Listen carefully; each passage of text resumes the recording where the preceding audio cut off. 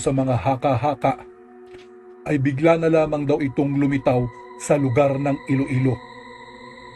Walang may nakakaalam ang pinagmulan niya, ni walang may nakakaalam kung may pamilya pa ba ito o wala na.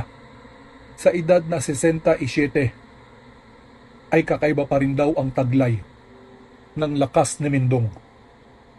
Kung ilalarawan itong si Mindong ay patpating daw itong tao. May katangkaran, bilugan ang malalim nitong mga mata na animoy ilang araw nang hindi nakakatulog. Ang boses nito'y animoy nagmula pa sa ikailalim na lupa. Sa panlabas na anyo pa lang daw nito ay talagang nakakatakot na si Mindong.